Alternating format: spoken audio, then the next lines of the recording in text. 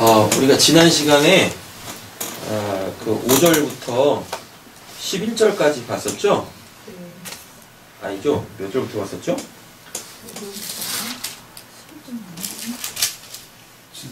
7절부터 본 거죠? 그죠? 7절부터 11절 말씀까지 봤어요. 7절부터 11절의 내용이 뭐죠? 그 마지막 때의 그 요한계시록의 그 재앙들, 그게 이 땅에 쏟아지는 거 똑같잖아요. 지금 이게 칼, 기근, 다음에 연병, 이걸로 하나님께서 마지막 때에 이 세상을 심판하시잖아요. 맞죠?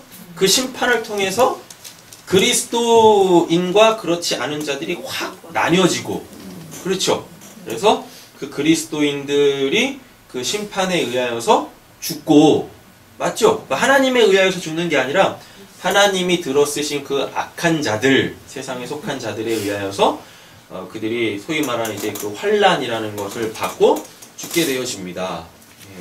그러므로 말미암아 그들의 구원이 완성되어지는 거죠. 맞죠? 이게 지금 요한계시록의 그림이잖아요. 근데 예수님께서 이 마지막 때를 그렇게 이야기를 하고 있단 말이에요. 요한계시록과 똑같이. 자, 그래 놓고 이제 12절부터 보겠습니다. 이 모든 일 전에면 뭐예요? 이 모든 일 전에라는 것은 7절부터 11절 이 사건 전에라는 얘기죠. 예. 그러니까 이렇게 생각하시면 안 돼요. 7절부터 11절까지의 이 세상을 향한 하나님의 심판이 역사 속에 막 쏟아진 후에 12절이 등장하는 게 아닙니다. 예. 그러니까 12절부터 19절이 선행되어진다니까요. 그 다음에 7절부터 이제 11절에 이 사건이 벌어지는 거예요. 예. 이 순서를 잘 보셔야 돼요. 12절이 그렇게 돼 있잖아요. 이 모든 일 전에, 그러니까 7절부터 11절이 일어나기 전에 이 사건이 먼저 있을 거야 라고 하네요. 그 사건들이 뭔가 보겠습니다. 내 이름으로 말미암아 너희에게 손을 대어가 뭐죠? 잡아들이다예요. 그러니까 손을 대는 걸 얘기하는 게 아니라 일로와! 예, 잡아들이는 거예요. 이렇게 저 손을 대어 무엇한대요? 박해한대요. 박해하는 게 뭐 이렇게 막 꼴밤 때리고 뭐 곤장 때리고 이런 걸 이야기하는 게 아니라 이들을 내어 치기 위해서예요. 잡아들여서 니들은 우리랑 같이 살 수 없어? 그래가지고 그 사람들이 이렇게 자기네들 무리 속에서 몰아내는 거라니까요. 예. 그러니까 박해한다고 막 진짜 막 이렇게 막 두드려 패고 막 그러는 거 아니란 말이에요. 예. 콩지가 나쁘네요? 팥지가 나쁘네요? 팥지가 나쁘네요? 예. 엄마가 나쁘네. 아, 콩지하고 팥지 착한 애들이에요? 아니, 팥지 엄마가 나쁘네. 팥지가 좀 멋지게 먹었어요. 그럼 누가 착한 애예요? 콩지가 착한 불쌍한 애. 그 팥지가 콩지 맨날 이렇게 못 살게 굴잖아요. 핍박하잖아요. 여기서 박해하다가 그런 의미가 아니라니까요. 잡아들여요. 손을 대어 잡아들여요. 그래서 이 박해하다의 원래 의미가 이렇게 몰아내는 거예요. 예. 그 무리에서 몰아내는 거예요. 되신 거죠? 네. 자, 뭐라 그러죠? 그 다음에? 회당과 옥에 넘겨주며, 그렇죠? 회당과 옥에 넘겨주며 임금들과 집권자들 앞에 끌어가려니와 라고 이렇게 이야기를 하네요. 회당과 옥에 넘겨준다 라는 이 말이 뭐냐면 이 회당이 사람들이 모이는 곳이에요. 예, 사람들이 모이는 곳, 그리고 옥에 넘겨준대요. 이 옥은 퓰라케라고 해가지고요. 이게 뭘 뜻하는 거냐면 감시하다. 예, 감시하다. 그리고 이 역사 속에서 지옥을 상징할 때 퓰라케라는 단어를 씁니다. 지옥에 대한 개념이 3개가 있죠? 뭐 있죠? 아비소스라고 해가지고 묵시 속의 진짜 지옥. 그죠? 그 다음에 뭐가 있어요? 하데스. 하데스가 뭐죠? 보이지 않아요? 하나님께 대하여 존재하지 않아요? 그럼 그게 역사 속이나 그 묵시 속이나 지옥 백성의 상태를 하데스라고 합니다. 다음에요. 게헨나는 뭐예요? 이 땅에서의 지옥. 게헨나가 이 땅에서의 지옥이에요? 죽은 자들이 거하는 거처. 무덤. 게헨나가 무덤이라니까요. 그리스도인들은 죽지 않지 않습니까? 요한계시록에 보면은 그 그리스도인들은 땅에 묻히지도 않아요. 세상에 의하여서 죽는데 장사도 못 지낸다니까요. 무덤에도 못 갇힌대요. 그럼 뭐예요? 그리스도인들은 게헨나에 속할 수가 없다는 얘기죠. 맞죠? 이거 성경에 보면 지옥에 대한 개념이 3개가 나오는데 또 하나가 또 나와요. 퓰라케라는 게 나온다니까요. 퓰라케. 이 퓰라케가 실제적으로 이렇게 이 세상의 법 질서를 어기면 가는 그 교도소에 쉽게 말하면 교도소. 감옥, 진짜 감옥. 육신이 역사 속에서 뭔가를 잘못해서 이렇게 자유를 박탈당하여 갇히는 곳. 근데 그 퓰라케가 성경에서는요, 그 지옥 있죠, 지옥. 예, 지옥을 대변해주는 단어예요, 퓰라케가. 되셨어요? 예. 그래서 단순히 그냥 감옥 간다는 뜻이 아니에요. 단순히.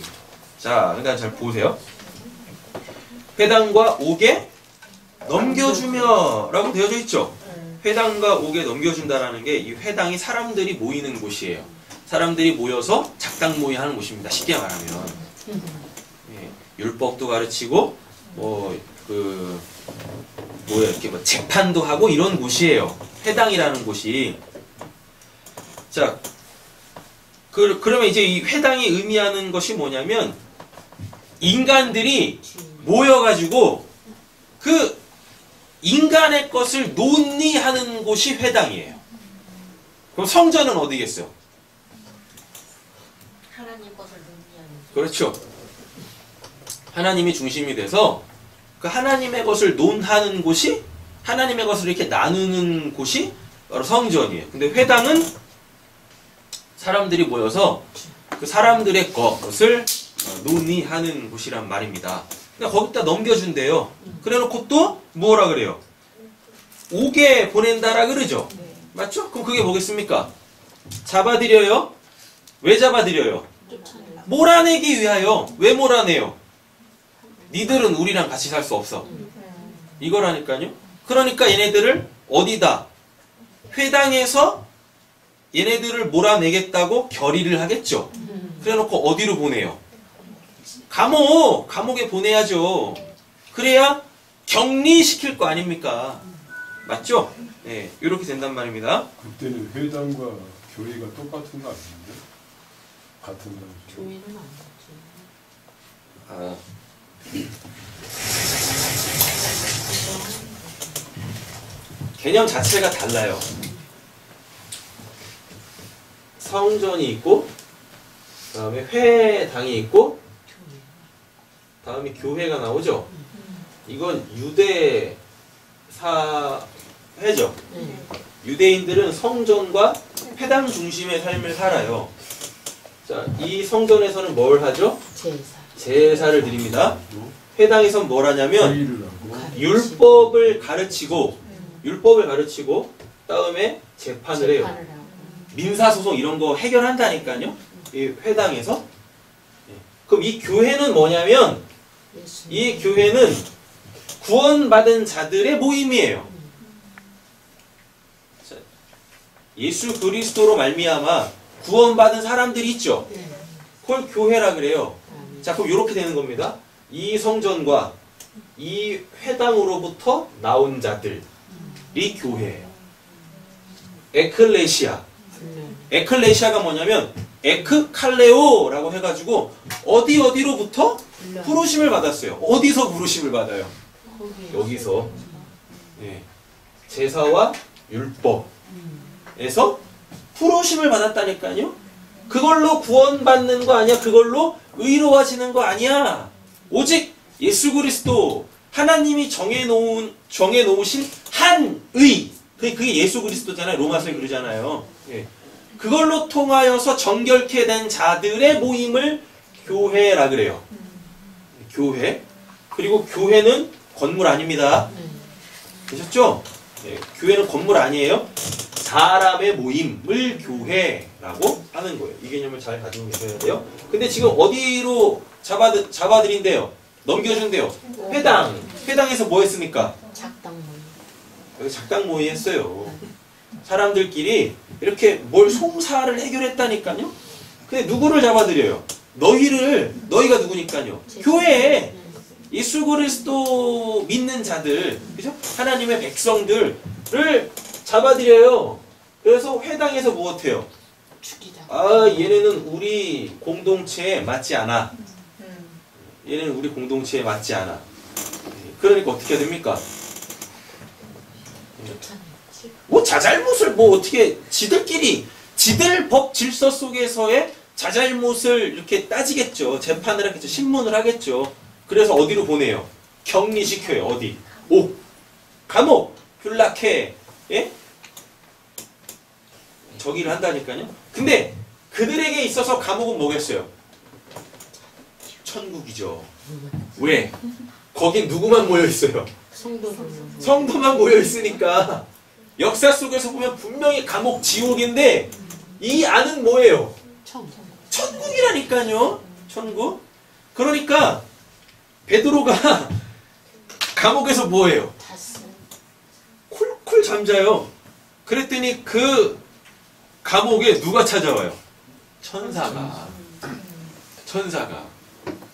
찾아온다니까요. 그럼 거기가 지옥입니까? 아니죠. 아니 천사가 미쳤다고 지옥을 가요? 안 그래요? 네. 거기가 천국인 거예요. 그러니까 염려 근심 걱정 없이 뭐 어때요? 코를 골며 깊은 잠을 잘 수 있는 거예요. 네. 그리고 또 누구? 바울과 실라. 뭐 그 지하 감옥에서 무엇해요? 찬양을 하고 기도를 한다니까요.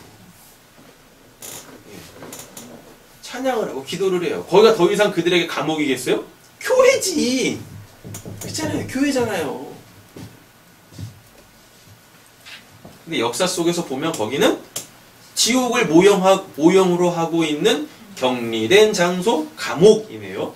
그러니까 사람들은 그 감옥 가는 걸 두려워하죠. 그런데 7절부터 11절 이 땅에 하나님의 심판이 임하기 전에 2일부터 먼저 있대요. 왜? 그 감옥에 가야 안전하다니까요. 왜? 그 감옥 밖에는 하나님의 심판을 받을 곳이니까. 그러니까 영적으로 보면 여기는 천국이고 감옥 바깥에가 진짜 뭐예요? 지옥이네.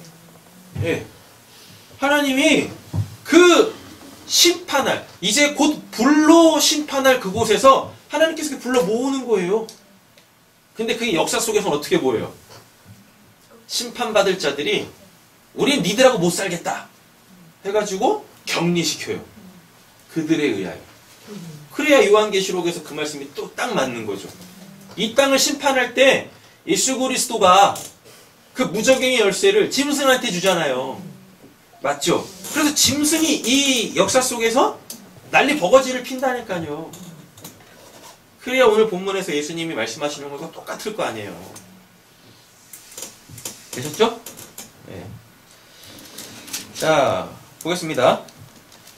임금들과 집권자들 앞에 끌어간답니다.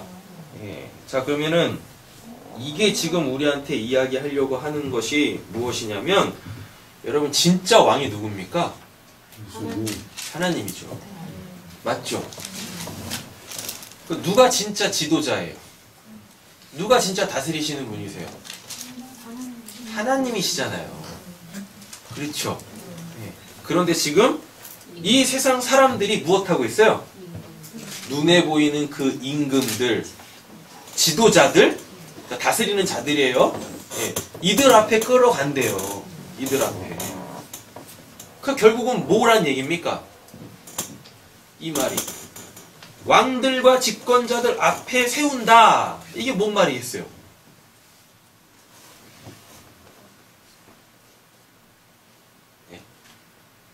이게 무슨 말이겠어요? 내 왕이 진짜 누구인지를 하나님께서 가짜 왕들 앞에서 확인시켜 주시는 거예요. 내 진짜 왕, 나를 진짜 다스리시는 분이 누구신지를 나에게 확인시켜 주시는 거예요. 어디 앞에서? 가짜 왕과 가짜 그 다스리는 그 자들 앞에서 내가 나의 진짜 왕이 누군지, 나를 진짜 다스리시는 분이 누구신지를 확인시켜 주시는 거예요.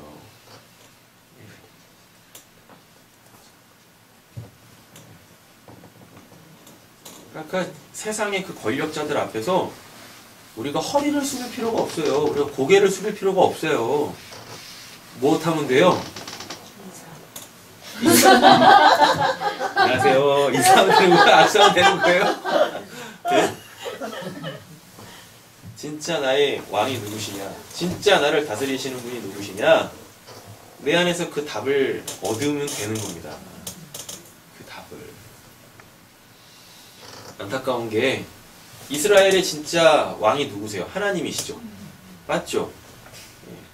그런데 갑자기 사사기가 지나가면서 뭘 해요? 이스라엘 백성들이 왕 세워달라고 그런다니까요. 그러면서 사무엘이 뭐라 그러죠? 야, 니들이 하나님을 버렸어. 우리의 왕은 하나님이신데 니들이 그 하나님을 버렸다라고 얘기를 한단 말이에요. 눈에 보이는 권력 앞에 여러분 우리는 움츠려들 필요가 없어요. 움츠려들 필요가 없다니까요. 우리를 다스리시는 분은, 우리를 섬기시는 분은 오직 우리 하나님 아버지 한 분뿐이십니다. 그거 확인시키시려고 그 가짜 왕들 앞에 세우는 거예요. 그러니까 오늘 본문을 딱 이렇게 이해하시면 돼요. 오늘 본문의 핵심이 어딨냐면 13절이에요. 13절에 동그라미 쳐놓으시면 돼요. 이 일이 도리어 너희에게 증거가 되리라 라고 하잖아요. 요게 이제 중요한 거예요. 요게. 그리고 이제 19절 너희 인내로 너희 영혼을 얻으리라. 이게 이제 본문의 핵심이란 말이죠. 그러니까 지금 12절의 이 상황이 왜 벌어지냐면 나에게서 하나님이 너는 내 백성이야 라는 거를 확인시켜 주시기 위해서예요. 확인시켜 주시기 위하여. 이런 일들이 역사 속에서 일어난단 말입니다. 그러니까 이상하게 생각하시면 안 되는 거예요. 왜 내 인생은 이렇게 불행한 거지? 그 불행한 거 아니라니까요. 내가 누구에게 속했냐? 나를 진짜 다스리시는 분이 누구냐? 내가 진짜 왕으로 섬기고 있는 분이 누구냐? 라는 걸 하나님께서 이 역사 속에서 그것도 내 안에서 답을 끄집어내신다니까요. 내 안에서 답을. 내 바깥에서 답을 주시는 게 아니라. 자, 보겠습니다. 내 이름으로 말미암아 라고 돼 있죠? 맞죠? 그러니까 쉽게 말하면 왜 우리를 잡아서 왜 우리를 세상 임금들과 집권자들 앞에 끌어 놔놓고 너희들은 우리랑 같이 살 수 없어. 그러니까 니들은 우리에게서 이렇게 격리돼야 돼. 몰아내는 거를 목적으로 왜 이 감옥에 가두냐면 뭐 때문에요? 나의 정체성이 우리의 정체성이 예수 그리스도이기 때문에 그래요. 예수님 그러잖아요. 내 이름으로 말미암아 이 일들이 일어날 거야. 이 말이 뭐냐면 내 이름이 너에게 새겨져 있잖아 라는 뜻이라니까요. 세상에 그 어떠한 사람도 예수 그리스도를 영접한 사람 한 명도 없습니다. 그렇다니까요.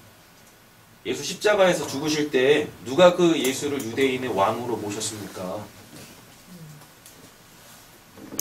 누가 3년 반 동안 쫓아다녔던 그 12명의 제자들도 다 예수 부인하고 갔는데, 그리고 마리아들 있죠? 막달라 마리아, 모친 마리아, 뭔 마리아. 마리아들은 그 십자가까지 가가지고 예수 살려달라고 막 그랬잖아요. 그게 예수님을 왕으로 모셨기 때문에 그래요? 천만에요. 내가 사랑하는 사람을 역사 속에서 잃어버리기 때문에 그게 마음 아파서 살리려고 갔던 거예요. 그러니까 예수님 죽고 안식 후 첫날 뭐 하러 가요? 장사 지내러 가잖아요. 예수님이 뭐라 그랬어요? 나 3일 만에 부활할 거다? 예수님을 영접했다면 장사 지내러 안 가겠죠? 맞죠? 무엇하고 있겠어요? 지혜로운 다섯 처녀처럼 그냥 그 자리에 있으면 돼요. 그럼 그분이 알아서 부활해서 오실 거라니까요? 근데 무엇합니까? 지들이 가잖아요. 미련한 다섯 처녀. 지혜로운 다섯 처녀 무엇해요? 그냥 그 자리에 있어요. 왜?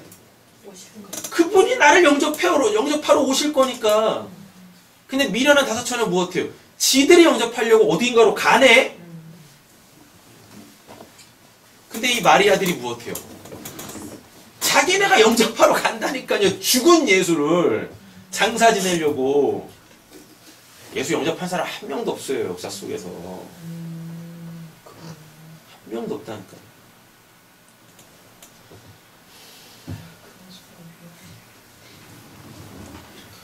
내 이름으로 말미암아 이런 일들이 일어난대요. 내 이름으로 말미암아. 자, 이게 이제 오늘 본문의 핵심인데 이게 중요한 포인트인데요. 내 이름이 뭐예요? 내 이름이. 예수. 예수죠?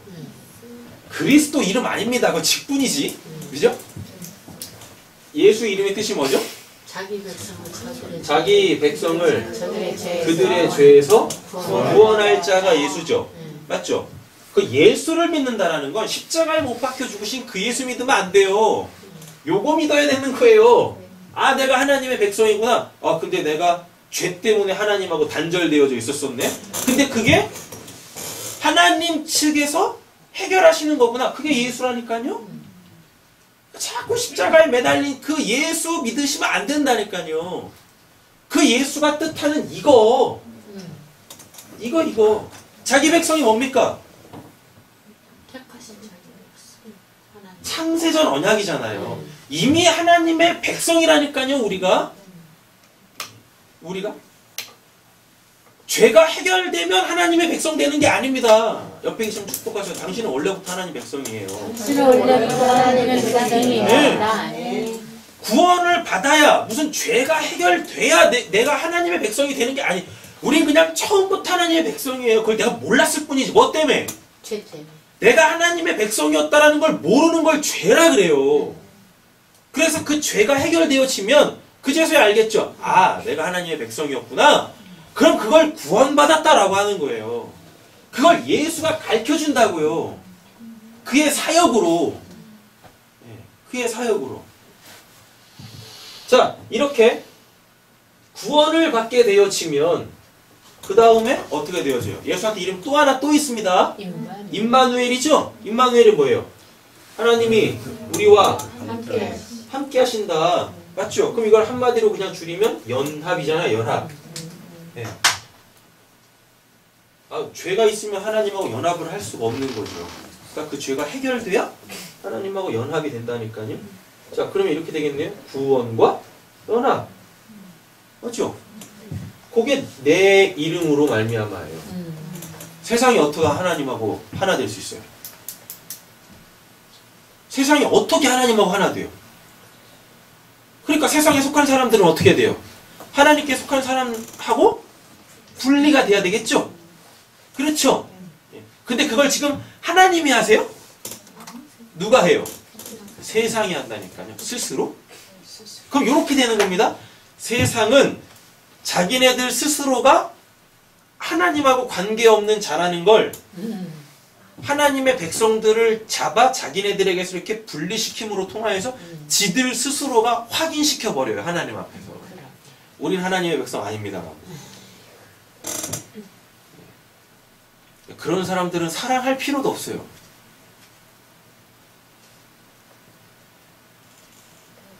그런 사람들은 역사 속에서도 사랑할 필요도 없어요. 여러분, 우리가 사랑해야 될 건 누굽니까? 원수죠, 원수.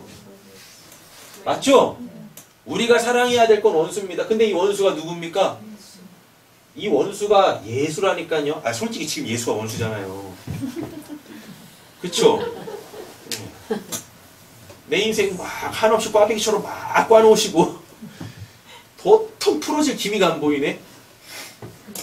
그죠? 예수가 왼수잖아요. 이 예수 사랑하라고요. 이 예수. 제발 하나님 안 믿는 세상 사람들을 원수로 생각하지 마세요. 그리고 제발 사탄 마귀를 원수로 생각하지 마세요. 사탄 마귀는 우리의 친구입니다. 그렇잖아요. 아니세요? 뭘 아닌 것처럼 그러세요.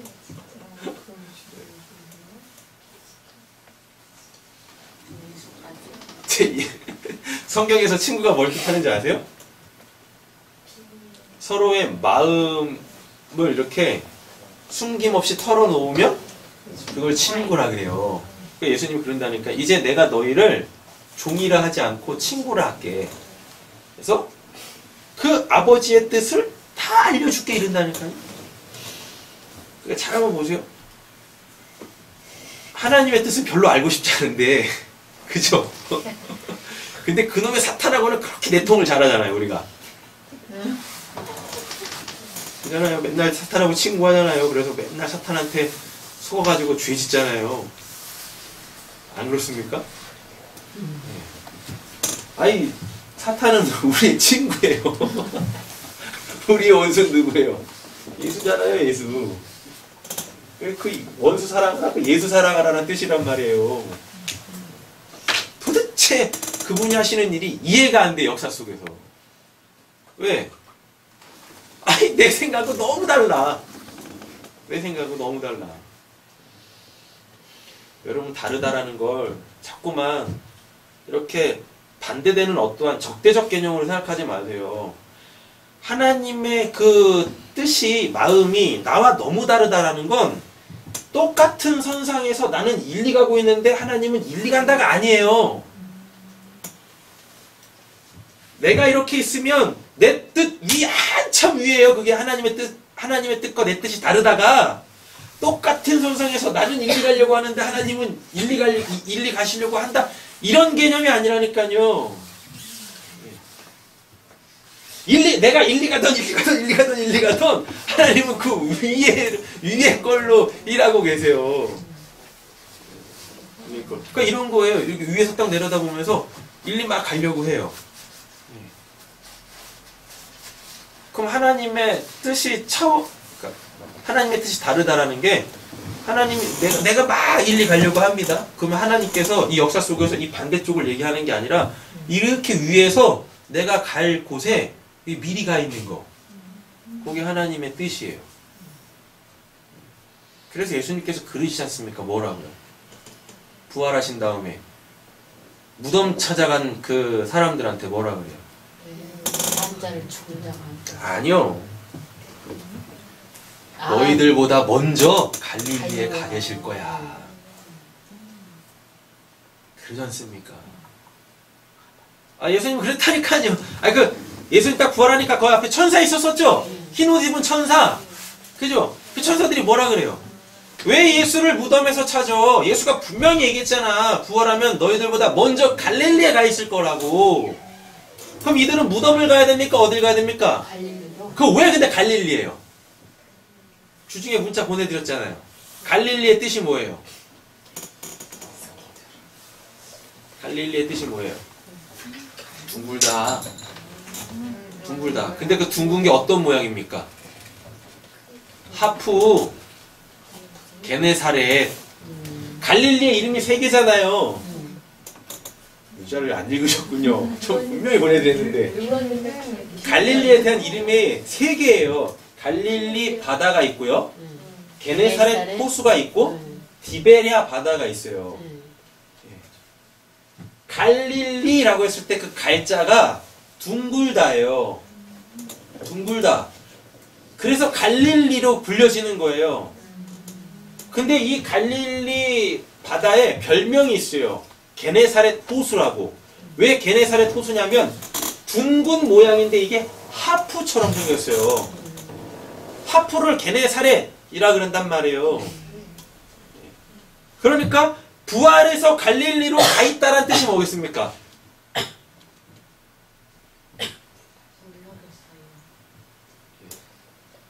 시편에 보면 수금으로 찬양하라, 여호와를 찬양하라. 이런 말이 많아요. 요한계시록에도 있고. 갈릴리가 곧 뭐란 얘기예요? 하나님 찬양. 내 부활이 곧 하나님을 찬양하는 거야. 지리적으로 갈릴리를 가신다는 얘기가 아니라니까요. 뭐하러 갈릴리를 가시겠습니까? 그 지리적으로. 뭐 고향이어서요? 뭐 예수님의 주된 사역지여가지고?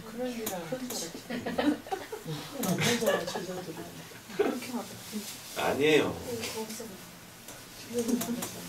뭐 거기서 처음 제자들 만났으니까 야 처음 우리가 만났을 때 그거 기억해 뭐 그래서요? 아니라니까요.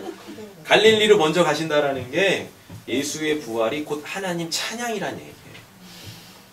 그러니까 니들도 글리 와서 내 부활에 같이 동참해 하나님 찬양해란 말이에요. 되셨죠?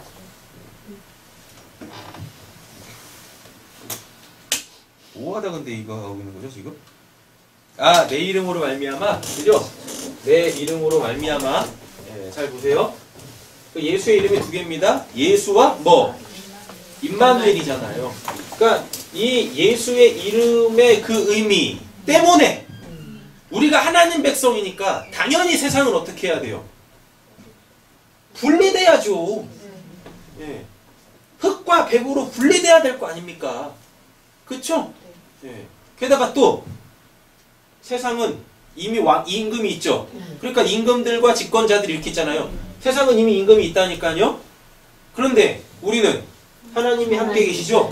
그러니까 한 나라의 왕이 둘이면 안 되잖아요. 그러니까 어떻게 돼요? 나뉘어야죠. 이쪽 왕과 이쪽 왕으로. 내 이름으로가 그 뜻이라니까요. 그래서 12절이 이야기하는 게 뭐냐면 예수와 임마누엘의 성취를 위해서는 우리가 반드시 마귀의 세상에서 분리돼야 돼요. 그 마귀들에 의하여서 쫓겨남을 당해야 된다니까. 12절이 이야기하는 거 그거 얘기하는 거예요. 그러므로 말미암아 내가 어떤 자인지 나의 그 정체성을 하나님이 드러내시는 겁니다. 너 내 백성이야. 내가 너의 왕이다. 내가 너의 주인이다. 내가 너를 통치하고 내가 너를 다스리고 있다니까. 그러니까 당연히 마귀의 세상에서 너희들이 있을 곳은 없어. 너희들에서. 그러니까 제발 거기서 살아남을 생각하지 마 라는 뜻입니다. 제발 거기서 살아남을 생각하지 마. 거기서 친구 먹을 생각하지 마. 너희들의 진짜 친구는 나여야 되잖아. 자, 하나님이 이렇게 예수님이 이렇게 말씀하시는 거란 말이에요. 자, 13절 가겠습니다. 13절 보면 이 일이 도리어 너희에게 증거가 되리라 라고 돼 있죠.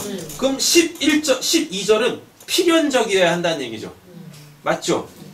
그러니까 우리가 그리스도인이라면 우리 안에 그리스도의 영이 있다면 진리가 있다면 12절은 우리한테 필연적으로 오게 되어 있어요. 피할 수 없는 운명입니다. 네, 피할 수 없는 운명. 어떻게 피할 거예요, 그 운명을? 하나님이 그렇게 하시겠다니까. 자, 이 일이 되리라가 아포바이노인데요. 아포바이노가 뭐냐면은요, 결국 그렇게 된다예요. 이 일이 되다가 결국 그렇게 된다. 그럼 결국 그렇게 된다는 얘기가 뭐였어요? 아, 이미 정해져 있어요. 이미 정해져 있어요. 자, 그리고 증거 나오죠. 마르투리온이라고 하는데 이게 이제 마르투스 증인에서 유래됐어요. 네, 마르투스 증인이 그냥 이렇게 살아 있는 것 자체가 증거예요. 뭘 얘기를 해서 그게 증거가 아니라니까요. 그리고 내가 이렇게 세상의 법정 앞에 딱 쓰게 되겠죠. 그럼 이들이 판명하겠죠. 그렇죠? 결국 그렇게 된다고 했으니까 판명할 거 아니에요. 그럼 이들이 뭘로 판명을 하겠습니까? 뭐 내용이 있을 거 아니에요. 뭔 내용? 우리의 삶. 우리의 삶. 그러니까 베드로가 그 예수님 그 이제 붙잡혀서 신문 받으실 때 거기 쫓아가잖아요. 요한 따라서 쫓아갔다가 이렇게 불 쬐고 있는데 뭐 어때요? 그 당이지. 너도 그 당이지? 네. 그런다니까요. 그랬더니 부인하죠. 네. 그랬더니 그들이 또 2번, 3번 이렇게 막 묻잖아요. 그랬더니 뭐라 그래요? 야, 내가 너 그 사람하고 함께 있는 거 봤다니까? 너가 어떻게 살아왔는지 내가 봤다니까? 라는 뜻이에요. 그게 증거예요. 내가 뭐 예수를 믿는다? 뭐 예수를 안 믿는다? 이런 거 아무 필요 없어요. 지금까지 내가 살아온 그 모든 삶이 증거예요. 뭔 증거? 너는 하나님께 속했구나 라는 증거. 그러니까 그리스도인들은 아무리 내가 안 믿는 척해도 예, 그 심판, 세상의 심판대 앞에 딱 섰을 때 대번에 딱 걸리게 되어 있어요. 대번에. 성경 이렇게 자세히 보면 되게 재밌어요. 베드로가 부인하잖아요. 그때 한 사람이 그렇게 말, 야, 내가 보니까 너 말투를 보니까 그 도당 맞아 이래요. 너 말투를 보니까 너 그 도당 맞아 이런다니까요.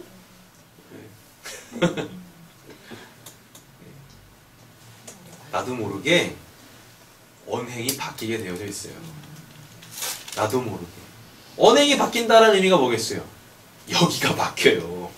여기가 바뀌고 삶의 양식 자체가 바뀌어요. 그럼 그걸 증거라 그래요. 빼도 박도 못해요. 빼도 박도. 어디 가서 안 믿는 척 하려고 해보세요. 세상에 좀 이렇게 수준 낮은 말을 쓰겠습니다. 다 뽀록 나요. 그러니까 제발 이러지 마세요. 나 그리스도인입니다. 안 떠벌리셔도 돼요. 뭐하러 그거 해요? 말 잘 안 하는. 그냥 열심히 사세요. 그냥 열심히. 내가 신앙을 이렇게 하고 있어요. 아, 다 필요 없어요, 그런 거. 나 어느 교회 다녀요? 뭐 그랬어요? 금식을 몇 번을 했어요? 뭘 몇 번을 했어요? 그 뭐가 중요해요, 그게. 감추려고 해야 감춰질 수도 없는 거고, 드러나려고 해야 드러나는 것도 아닙니다. 그 어느 뭐 TV 프로, 개그 프로에도 그런 게 있더라고요. 딱 보면 몰라? 딱 보면 몰라? 그냥 딱 보면 티 나요. 뭐라고? 그리스도인이라고. 그렇죠, 권사님. 그죠? 한 말 안 해도 된다니까요. 그냥 살아가는 모습만 봐도 아, 저 사람은 세상에 속한 사람이 아니구나. 드러납니다.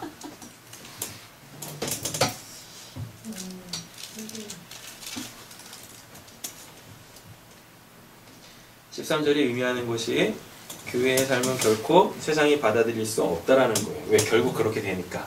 그죠? 네. 세상은 이 일로 오히려 하나님의 심판의 대상이 됩니다. 왜? 우리가 증거해버리잖아요. 내가 하나님의 백성인데 나를 신문하고 있네? 예수님 그랬습니다. 내가 세상을 심판할 권한이 있는데 그 권한을 이제 내가 너희들한테 줄게. 요거예요. 그럼 요 말을 또 오해해가지고 막 세상을 막 정죄하고 비판하고 니들 하나님 안 믿었지 다 지옥 가 이렇게 하라는 게 아니라니까 요렇게 세상을 심판하는 겁니다. 오히려 우리가 그 심판대 앞에 선다니까요. 그 심판대 앞에? 근데 그걸 영적으로 보면 우리가 심판하는 거예요. 우리가 기준이 돼서 우리가 시금석이 돼가지고 그러니까 당당할 수 있는 거죠. 아 근데 제발 그런 건 하지 마세요. 정말 역사 속에서 하면 안 될 짓을 해가지고 세상 법정에 쓰지 마세요. 또 그때 또 하필이면 또 헷가닥 해가지고 아 내가 세상을 심판하고 있구나. 아니 왜 그러는 거예요 도대체. 아 그래 그거 또라이요. 아니라니까요.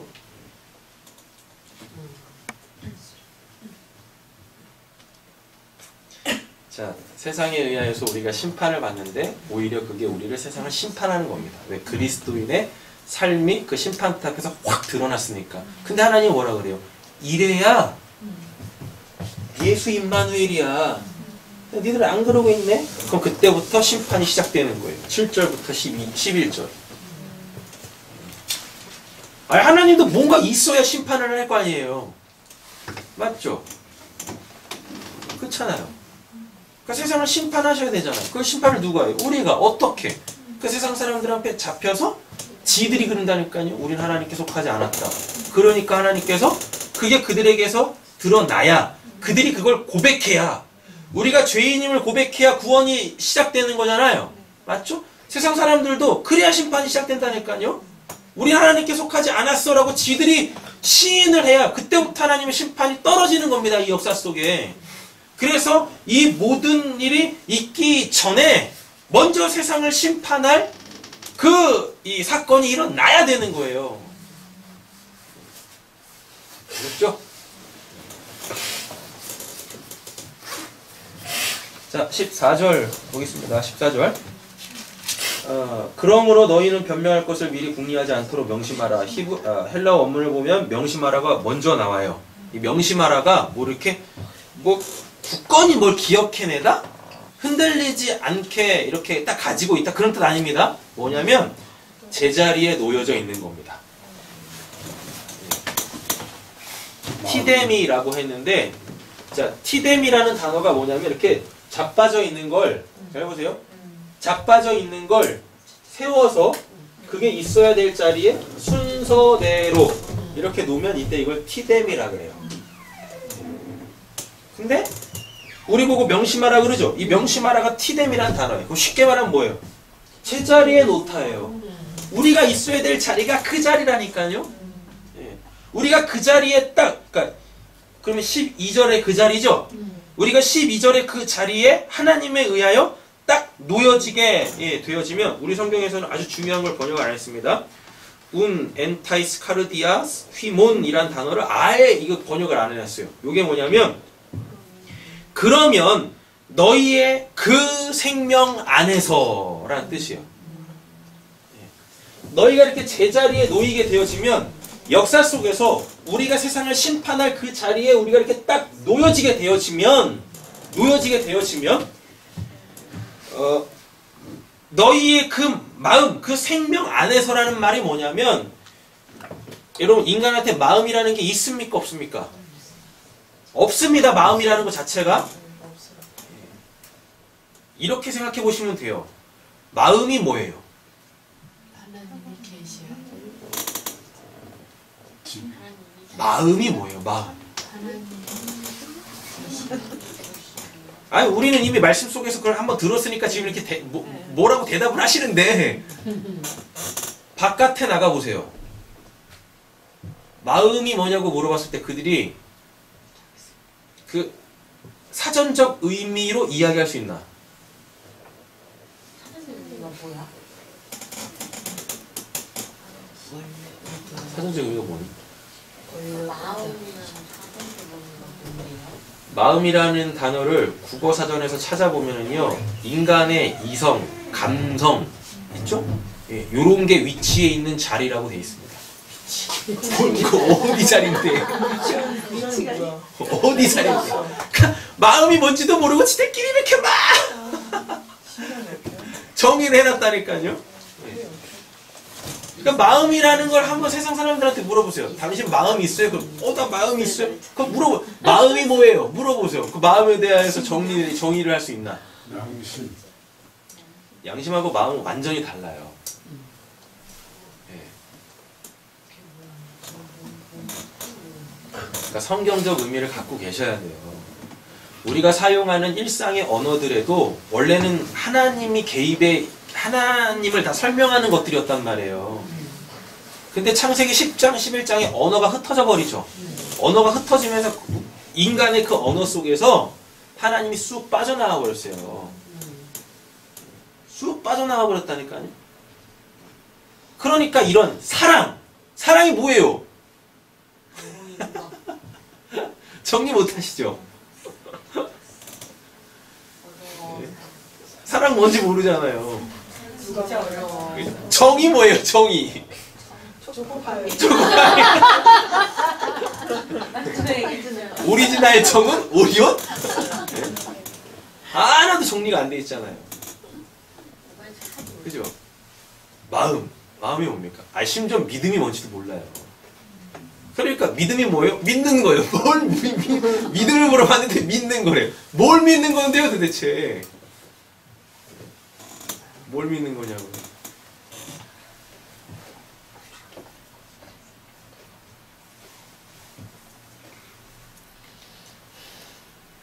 뭐 하다 근데 또 여기까지 왔죠? 제자리에 놓이게 되어지죠? 제자리에 놓인 자들은 이렇게 12절이 된 자들은 이미 그들 안에 뭐가 있습니까? 마음이라는 게 있네요. 근데 그 마음의 원래 뜻이 생명이에요. 하나님의 생명. 그러니까 하나님의 생명을 받은 자들한테 있는 게 그 마음입니다. 마음. 왜? 궁금한 게 있는데. 물어봐. 근데 사람들은 마음 따라 막 몸이 움직인다고 하잖아요. 그게 두 마음이야. 근데 탐심, 에피토미. 하나님이 믿어질 때는 그럼 어떻게 행동하는 게 맞아요? 너가 하나님을 딱 믿잖아. 그지? 그럼 네 안에 하나님의 생명이 들어와. 그게 마음이야. 마음? 그럼 하나님 믿을 때도 그럼 두 마음이 있는 거예요? 있는데 세 마음. 이거 이해가 안 돼. 두 마음이라고 하니까 또 마음이 두 개 있다고 생각하시는데. 예? 두 마음. 이거 많이 했었어요? 두 마음. 에피뚜미야? 이게 진짜 마음이 이렇게 하나, 둘 있다는 뜻 아닙니다. 에피뚜미아인데 이 에피뚜미아가 한글 성경에서 이렇게 번역이 되어 있어요. 탐심. 탐심을 두 마음이라 그래요. 자, 근데 이 탐심이 뭐냐면 두 마음인데 이 두 마음이라고 했을 때 요거 하나는 선이고 요거 하나는 악이에요. 그러니까 쉽게 말하면 이거예요. 내가 선이라는 것과 악이라는 개념을 갖고 있으면 그걸 두 마음, 그걸 탐심이라 그래요. 근데 선과 악은 이렇게 선이라는 것 따로 있고 악이라는 것 따로 있는 게 아니에요.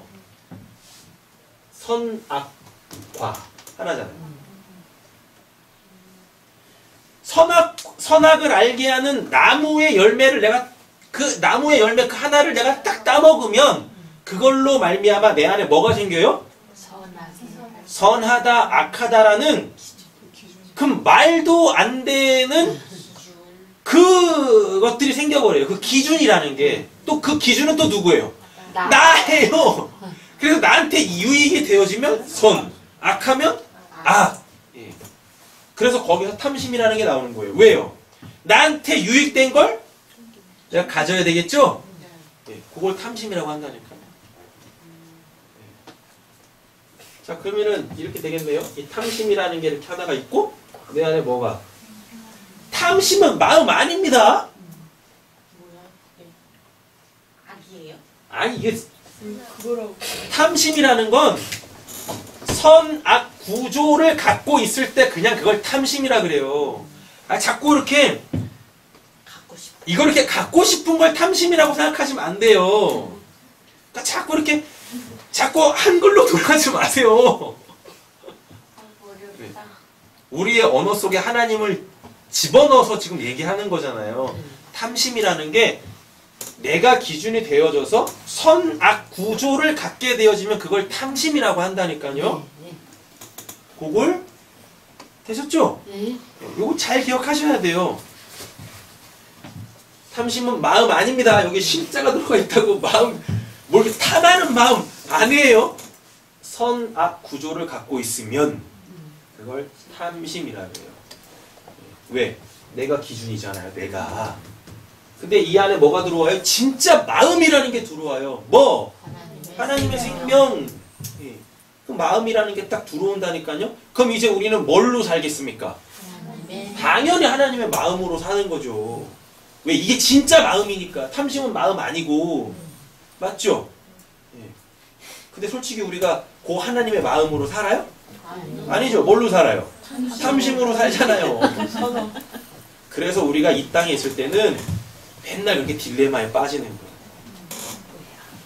이걸로 살 수도 없고 이걸로 살 수도 없고 이걸 하고 싶은데 보면 이거 하고 있고 네. 이거 하고 싶은데 이거 하고 있고 그래서 뭐 어때요? 오호라 나는 공고한 자로다. 이 사망의 몸에서 누가 나를 건져내랴 라고 하잖아요. 잘 보세요. 이 안에 마음이 생기면 진짜 마음이 생기면 이 마음 없을 때 요걸로 사는 건 죄입니다. 요걸로 사는 건 죄인데 하나님의 마음이 딱 생기잖아요. 하나님께서 우리에게 하나님의 마음 그 생명을 우리에게 딱 주시면 이제 그 사람은 요걸로 살 때가 있는데 하나님이 그걸 더 이상 죄라고 안 해요. 그래서 8장에 바로 뭐라 그래요? 더 이상 정죄함이 없다라고. 그럼 죄야. 그럼 죄라고. 그리스도 안에 더 이상 정죄가 없대요. 요걸로 사는 거에 대하여서 하나님이 죄라고 하지 않겠대요. 또 오해하시면 또 그럼 이제 이걸로 막 살아도 됩니까? 아니 그럼 7장의 사도 바울이 왜 그렇게 이야기했어요? 예? 이거 하면 안 되는 거 알잖아요. 그죠? 이렇게 살면 안 된다는 걸 안다니까요. 그러니까 이거 두 개 사이에서 낑겨가지고 이러지도 못하고 저러지도 못하고 공고하다라 그래요. 요거 심판받을 겁니다. 이거 심판받는다니까요. 뭘로? 사망의 몸이 죽음이라는 걸로 하나님의 심판을 받을 때 이것도 없어지는 거예요. 이게 정해졌다고요, 이미. 그러니까 이걸로 살 때도 있는데 이걸로 사는 거에 대해서 하나님께서 더 이상 뭐 안 하세요? 정죄할 필요가 없어요. 왜? 정해졌다니까 이미 뭘로? 내 이 사망의 몸이 죽을 때 같이 심판받아 없어질 걸로 그리고 새 몸으로 부활하잖아요. 그걸 아는데 어떻게 이걸로 살겠습니까? 아 이걸로 살면 맨날 선악으로 이거와 이거에서 딜레마에 빠지는 것도 아니고 여기에서 이거와 이걸로 딜레마에 빠져가지고 그냥 막 이거 해야 되나 저거 해야 되나 이게 옳은가 저거 이게 옳은가 이거 고민하고 있네. 여기 마음 쭉 따라가 보면 선악이죠. 맞죠? 네. 이 마음을 따르지 않고 이 마음으로 가버리면 결국 여기서 만나요. 그러니까 내가 여기서 이렇게 선택을 해야 되는 거잖아요. 그쵸? 근데 뿌리를 찾아가 보세요. 이렇게 돼 있잖아요. 그죠? 그러면은 그 선도 아니고 악도 아니에요. 그냥 뭐 한 거예요? 허송세월 보내는 거예요. 솔로몬이 그러지 않습니까? 바람을 잡았다고. 근데 그 바람 못 잡았다고. 이해됐어? 네. 이거 죄 아니라고 막 살면 안 된다. 그렇게 갈 수가 없어. 이하고 살아있는 생명이 있는데. 자, 보겠습니다. 이거를 이제 번역을 안 했어요. 우리 성경에서. 네? 우리가 이렇게 T됨이 되어지면 우리가 있어야 될 자리에 하나님에 의하여서 우리가 이렇게 딱 서게 되어지면 그 자리에 이렇게 딱 놓이게 되어지면 하나님이 주신 그 생명 안에서 그죠? 하나님이 주신 그 생명 안에서 뭐 한대요? 뭐 하지 말래요? 변명할 것을 미리 궁리하지 않도록 명심하라 라고 되어져 있죠. 자, 요게 뭐냐면 그럼 그 자리는 어떤 자리입니까? 증인의 자리죠. 맞죠? 그 증인의 자리에서 쉽게 말하면 위증하면 안 된다는 뜻이에요. 위증. 예. 그게 변명할 것을 미리 궁리하지 않도록 하라 해요. 이게 위증이란 말입니다. 한마디로 줄이면 위증. 하나님께서 증인의 자리에 딱 서게 했는데 그 하나님의 생명 안에서 어떻게 위증을 합니까? 나는 아닙니다. 예, 그런 말 할 수가 없다니까요. 할 수가 없어요. 그리고 그것도 맞지도 않아요. 아, 나한테 좋은 기회가 생겼다. 내가 저 세상 임금 앞에서 복음을 전해야지. 그것도 하지 말라고요. 네, 그것도 하지 말라고.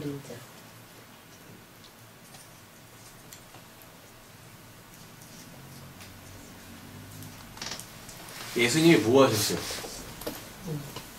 세상 임금 앞에 딱 쓰니까 뭐 하세요? 뭐 하세요? 뭐 자기 변명을 하시고 뭘 하십니까? 한마디 하신다니까요? 네가 말한 게 맞아. 네가 말한 게 맞아. 자기에 대해서 열심히 얘기도 안 했어요. 여기서 변명할 것이 아폴로게오마인데요. 아포 뭐뭐로부터 그 다음에 붙는 게 로고스예요. 말씀. 예.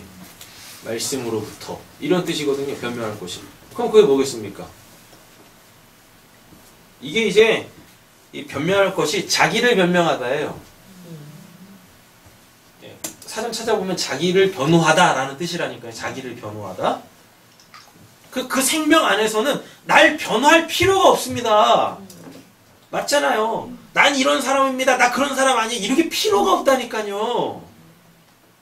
그 자기를 변호한다라는 것 자체가 뭐예요?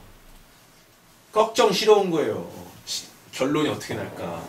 아니 이미 결론이 정해져 있는데 뭘 걱정이어가지고 예?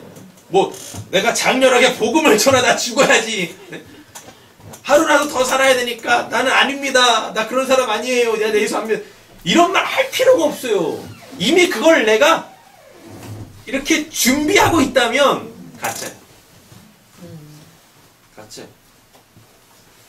나에게서 나됨을 찾아내려고 하지 말라고요. 그래서 이걸 번역을 해야 된다니까요. 뭐요?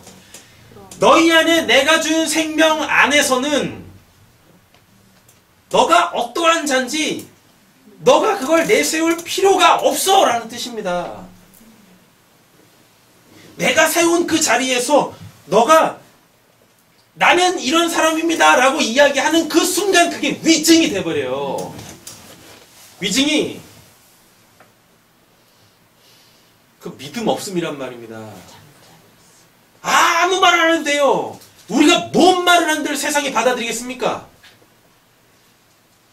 안 그래요? 아니 우리가 하는 말 자체를 이해를 못하는데 받아들일 마음도 없는데 여기서 뭘 얘기를 한들 거기서 뭐 받아들이겠어요? 근데 거기다 대고 뭘 얘기를 하겠냐고요. 그럼 이게 뭔 말인지 아세요? 나와라! 안 나와. 그러니까 뒷덜미 잡고 끌어내. 막 도망치고 있는데 도저히 못 버리겠어. 뒤돌아봤네? 소금기둥 됐어요. 로세 안에. 14절 그거라고요. 14절 위증하지 마. 위증하지 마. 너가 너 자신을 나는 이런 사람이야 라고 할 필요도 없어. 하나님의 생명이 있는 자는 그 생명 자체가 내가 하나님의 백성이라는 걸 증거한다니까. 제발 여러분, 내가 전하지 않으면 복음이 전해지지 않잖아요. 이런 생각 버리세요. 선교사들이 그러잖아요. 하나님이 날 그곳에 보냈다고. 선교사들 까는 2탄 거짓말도 잘해요. 성경을 제대로 모르니까 그런 이상한 대답, 이상한 이야기들을 하는 겁니다. 그러나 우리 마음속에 천국의 씨앗이 심겨져 있기 때문에 무성하게 자라게 나가는. 아니 그건 스스로 자라요. 우리 안에 천국은 스스로 자라요. 내가 뭘 한다고 자라는 게 아니라니까요. 그게 스스로 자라는 12호에 나오잖아요. 천국교회 마가복음 4장에. 자, 뭘 이야기하려고 하는 거냐면요. 자꾸 해외 선교 무슨 뭐 어디 뭐 오지 선교 뭐 하나님이 날 글리 보냈습니다 라고 해가지고 막 가시는 분들 많지 않습니까? 아니 그거 자체가 나쁘다는 얘기가 아니에요. 그래서 잘 보세요. 거기는 복음 전하는 사람이 없습니까? 거지와 나사로 비유도 제대로 모르는 거예요. 부자가 지옥에서 뭐라 그래요? 날 글리 보내주세요. 내가 전도할게요. 그러죠? 그랬더니 아브라함이 뭐라 그럽니까? 야, 거기도 이미 있어. 그런다니까.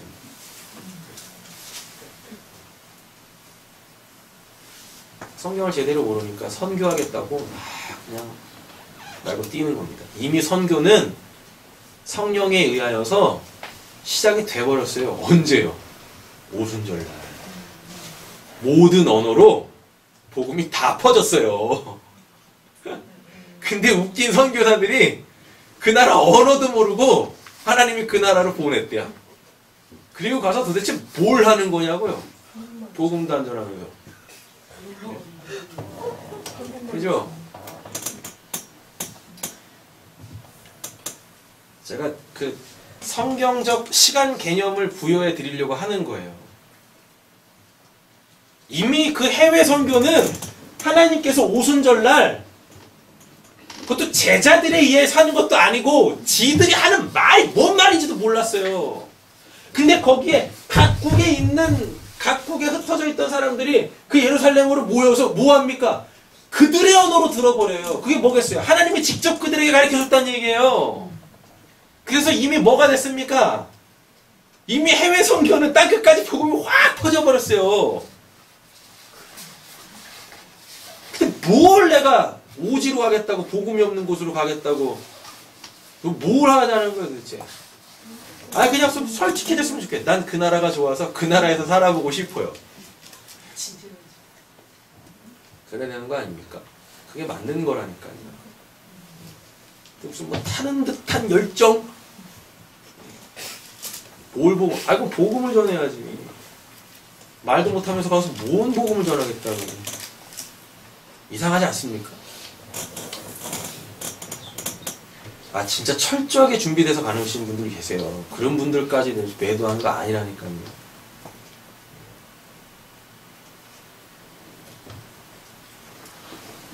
여러분 우리나라도 그 선교로 세워졌죠. 맞죠? 예. 영국과 미국에 있는 그 젊은 20대 중반의 청년들이 엘리트들이었습니다. 그들? 엘리트들이었어요. 그들이 우리나라에 와가지고 복음 전했지 않습니까? 그러니까 지금 우리나라가 이렇게 복음을 듣고 우리가 지금 이렇게 하나님께 예배도 할 수 있는 거지. 하나님의 말씀을 드릴 수 있는 거지. 뭐 그들이 뭐 자원해서 왔겠어요? 네? 그래요. 기도를 하겠죠. 하나님이 지금 뭐 딱 돌렸는데 턱 찍었더니 이름도 없는 나라 조선? 딱 가라! 그리고 왔겠죠. 그래서 왔겠죠. 근데 여러분 잘 보세요. 그들이 우리나라에 와가지고 제일 먼저 한 게 뭡니까? 제일 먼저 한 게 뭐예요? 성경 번역했어요. 우리나라 말로. 뭘 집을 구해? 성경 번역했다고. 직구야 성경 번역을 하지. 아, 얘 참네. 어떤 선교사는요 중국으로 들어갔다가 지금 제가 이름을 모르겠는데 중국으로 들어갔다가 아니 여기 중국 밑에 딱딱딱 붙어있는데 뭐 조선이란 나라가 있네? 예. 저기다 복음 전해야 되겠다 해가지고 이렇게 배 타고 들어와요. 배 타고 이렇게 들어온다니까요. 들어오는데 그때 우리나라가 쇄국 정책 펴졌었죠. 네. 그랬어요. 그치 이거야. 네. 구한말 때 쇄국 정책이 외국 문물을 안 받아들였다니까요. 특히 종교에 대해서. 그래가지고 이제 배를 대려고 했어요. 대려고 했는데요. 이놈의 조선 이 졸병들이 불화살을 쏩니다. 그때 거기에서 타고 있었던 외국인 선교사가 뭘 하는지 아세요? 성경책을 물 밖으로 던져요. 물 밖으로. 땅 한 번 디뎌보지 못하고 그들이 활 맞아 죽습니다. 불 다 죽어요. 근데 그거를 주워 들은 사람이 뭐 읽으려고 주워 들은 것도 아니고 집에 이 창호지가 빵꾸가 났네. 그래가지고 그거 메꾸려고 가가지고 이렇게 하나씩 붙이기 시작하는 거예요. 오죽할 일 없으니까 그걸 읽어봤는데 거기서 하나님께서 그들을 회심시키시는 겁니다. 이런 걸 선교라고 해요.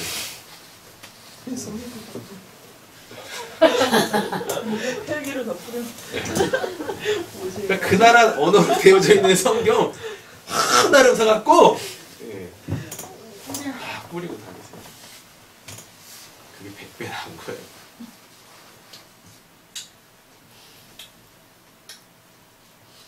진짜 철저하게 준비해서. 사실은 그 선교사님들이 정말로 우리 대한민국을 변화시킨 그분이 밭에 심겨진 작은 겨자씨 하나 그 무엇보다도 작게 장차 커서 공중에 새들이 깃들일 만큼 큰 나무 같은 그 원인과 같은 거 아니에요. 그 선교사님들이 중국을 통해서 우리나라를 들어와서 아니 제가 그걸 부정하는 게 아니잖아요 지금. 아니 복음은 그렇게 확산되는데 제가 그래서 처음에 말씀드렸잖아요. 선교는 하나님이 직접 하셨다니까요. 이미 성령 오순절날 각국의 나라 백성들이 와가지고 그 복음을 듣지 않습니까? 성령에 의하여. 성령을 받은 사람들이 지들이 뭔 말 하는지도 몰랐다니까요. 그 나라 언어로 들어버려요. 복음을. 그걸 선교라고 하는 거예요. 전도라고 하는 거예요. 제가 말씀드리는 걸 잘 이해하고 들으세요. 복음을 안 전하는 선교사는 선교사가 아니라고요.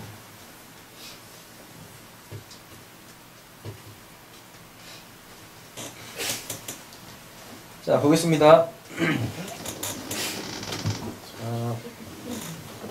14절은 증인의 자리에서 위증하면 안 되는 겁니다. 위증이라는 것 자체가 난 아닌데요. 그런 걸 뜻하는 게 아니에요. 내가 나 자신을 입증시키는 것 자체가 하나님에게서는 그게 위증인 거예요. 하나님이 입증시키려고 거기다 세워놨는데 내가 하고 있네? 그건 아니라고. 그렇게 하면 안 된다고. 자, 15절입니다.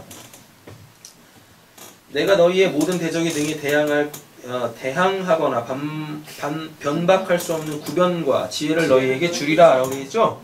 자, 여기서도 주리라고 맨 앞에 나옵니다. 디도미. 하나님께서 주시기로 약속하신 그거를 받을 때, 그걸 또 줄 때, 그걸 디도미라고 합니다. 뭘 주냐면 구변과 지혜를 주신대요. 구변과 지혜를 하나로 딱 이 통합으로 보셔야 돼요. 뭐냐면 선지자입니다. 구변이 입이에요. 구변이 입이고 지혜는 소피아라고 하는데요. 이 소피아가 여러분 지혜가 뭐예요? 지혜가 뭐예요? 지혜가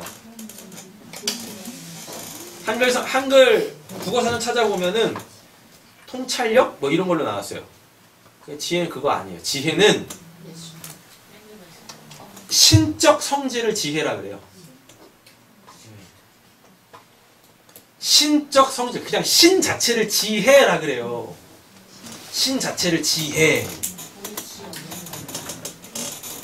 아니, 네 안에 하나님의 생명이 있으면 너가 지혜야. 너한테 지혜가 있는 거야. 됐어? 자, 구변과 지혜가 이렇게 짝으로 하나로 나오거든요. 구변은 입입니다. 입. 그리고 지혜는 신이에요. 이렇게 생각하면 돼요. 구변은 입. 지혜는 신. 자, 그럼 이게 선지자죠. 왜? 구약에 보면 선지자들 그 입에 하나님이 하나님을 집어넣어 버리세요. 그렇죠? 그래서 이 선지자들이 무엇을 하죠? 가르치죠. 그 하나님을 있는 그대로 이렇게 얘기를 해요. 그럼 그게 구변과 지혜. 그러니까 우리를 뭐 하시겠다는 얘기예요? 선지자로 우리한테 무슨 뭐 말 잘하는 능력 주신다라는 거 아니에요. 우리를 선지자로 쓰시겠다고요. 그 재판석에다 우리를 세우셔가지고 우리를 선지자로 삼으시겠다라는 겁니다. 되셨죠? 네, 선지자로 세워요. 선지자의 뜻이 뭐니까? 입에 하나님의 말씀을 갖고 있는 자, 선지자입니다. 자, 대항하거나 변박할 수 없는 이라고 되어져 있네요. 이게 뭐냐면 우리가 전하는 그 말 있죠. 우리가 전하는 그 말, 복음에 대하여서 반대하거나 반박할 수 없대요. 우리가 전하는 그 말에 대하여서, 복음에 대하여서 반박할 수 없고 반대할 수 없다는 얘기입니다. 대항하거나 변박할 수 없다라는 게. 자, 보겠습니다. 그 다음에 이제 모든 대적이라고 그러죠. 모든 대적, 이 모든 대적이 파스호 안티케이마이라는 건데, 자, 요게 뭐냐면 하나님이 주신 삶이 아닌 다른 삶을 사는 것이에요. 요걸 모든 대적이라 그래요. 모든 대적. 이게 안티케이마이가 뭐냐면 뭐뭐를 대신해서 놓여 있다라는 뜻이거든요. 뭐뭐를 대신해서 놓여 있다. 그러니까 하나님이 주신 삶이 아닌 다른 어떠한 삶을 살고 있다라는 뜻이에요. 그럼 그게 다 대적이에요. 대적. 하나님에 대하여 대적. 내 대적이 아닙니다. 하나님 대적은 나의 대적이 아니라 다 하나님을 대적하는 거잖아요. 맞죠? 그러니까 하나님 백성, 하나님은 잡아 죽일 수 없으니까 하나님 백성들을 잡아 드리는 겁니다. 그러니까 우리는 하나님께서 우리에게 주신 삶을 그냥 그렇게 살아내면 되는 거예요. 이 역사 속에서. 그게 어떠한 모양인지 역사 속에서는 사람들이 그걸 막 가치를 매기는데 이게 잘 사는 거야, 뭐 하는 거야 한데 하나님한테는 안 그래요. 하나님은 그냥 나에게 하나님이 부여하신 그 하나님이 주신 삶 자체가 하나님한테는 다 동일하게 가치 있는 거예요. 가치 있는.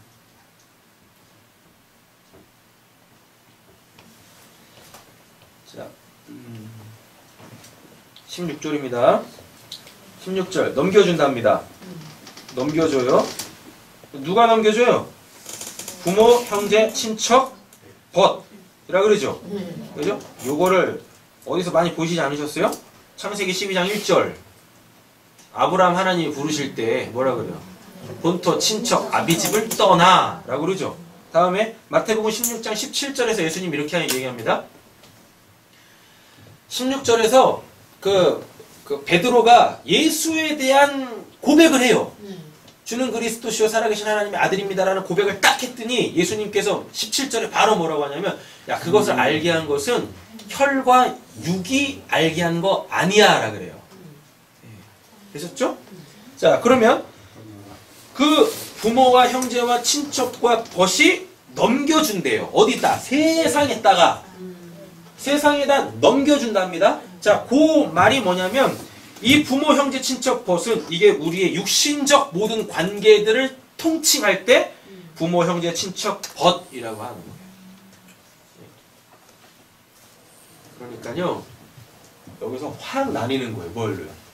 하나님 나라와 그 마귀의 세상. 그래서 확 나뉘어요. 뭘로 확인 도장을 찍어줘요? 뭘로? 육신적으로 나를 잊게 한 그들로부터 내가 하나님께 속했다라는 걸 확 증언해 줍니다. 부모라는 뜻이 뭐냐면 날 잊게 한 자예요. 나를 잊게 한 자, 이 역사 속에 나를 잊게 한 자를 그걸 부모라 그래요. 형제는 뭐예요? 같은 배에서 나온 자. 됐죠? 그러면 친척이 뭐냐면 같은 피가 흐르는 자. 벗이 뭐예요? 마음이 통한 자예요. 그러니까 그들과 나는 끊을래야 끊을 수 없는 거죠. 원래 그들이 나고 내가 그들인데 그들이 날 잘라내버리네. 그러면서 확인 도장 찍어주는 거예요. 뭐라고요? 넌 우리의 세상 속에 속한 자가 아니야. 이렇게 그들에 의해서 확 넘겨줘요. 그러니까 슬퍼할 필요 없어요. 아파할 필요도 없다니까요. 뭐예요? 아, 하나님께서 나에게 도장 찍어주시는구나. 내가 하나님께 속한 자라고. 이게 어디서도 나오냐면요. 예수님이 나면서부터 뭐라 그래요? 맹인이죠. 맹인이라 그러죠. 맹인을 고쳐줍니다. 요한복음에서. 그렇죠. 그랬더니 예수가 고쳐준 것 때문에 이 바리새인들이 예수를 잡아 죽이려고 합니다. 그 예수를 잡아 죽이려고 하면 어떤 뭐 증거를 세워야 될 거 아닙니까? 맞죠? 그래가지고 걔를 잡아들여요. 그랬더니 예수가 고쳐줬다? 라고 이야기를 합니다. 뭐 그래서 막 이래 뭐 옥신각신하다가 얘가 예수를 버리지 않으니까 예수한테 완전히 속했잖아요. 맞죠? 그랬더니 이제 부모한테 물어본다니까요. 왜 그러냐면 나면서부터 맹인은 눈알이 없어요. 그냥 이렇게 눈이 있는데 기능을 못하는 눈알 자체가 없다니까요. 예. 흰 색깔은 있잖아. 없다고. 없어요. 눈알 자체가 없어요.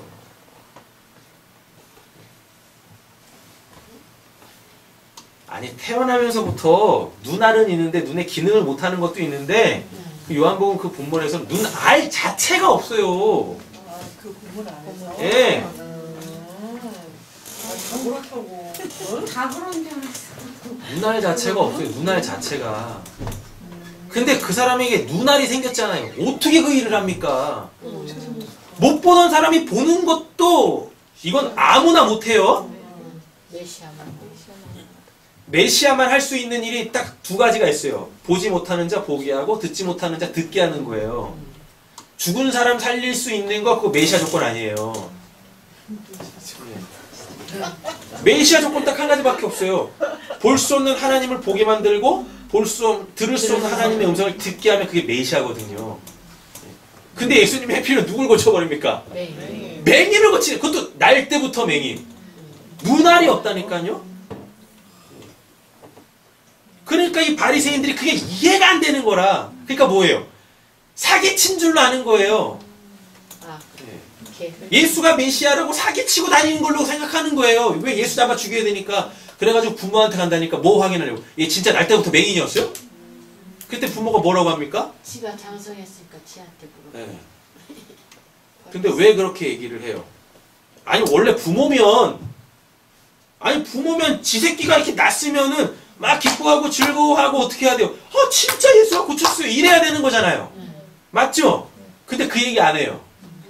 내가 내 아들을 아는데 제가 내 아들 맞고 날 때부터 맹인이었습니다. 근데 이걸 누가 고쳐놨는지는 제한테 물어보세요. 제 어른인데 성인이니까 이래요. 왜? 예수가 고쳤다고 하면 같이 싸잡아서 출교당하니까.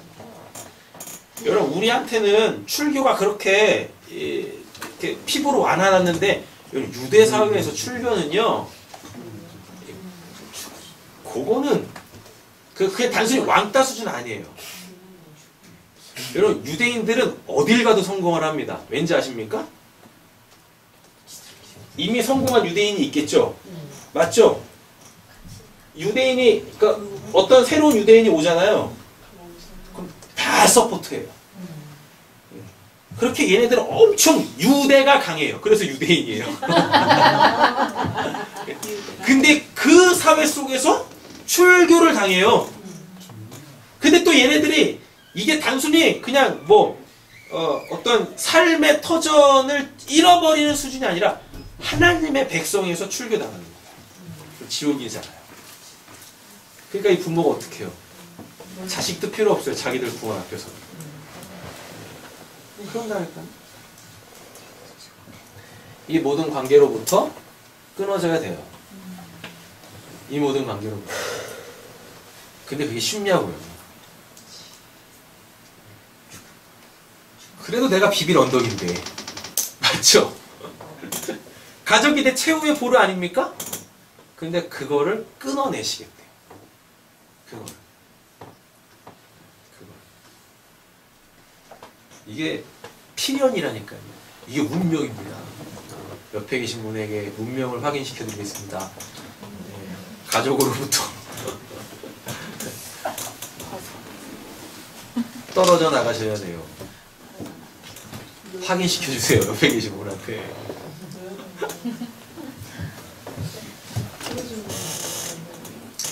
벌써 9시여서 여기까지 정리를 하고 다음 주에 2부로 이어서 하겠습니다. 오늘 12절부터 13절, 15절까지만 정리를 할게요.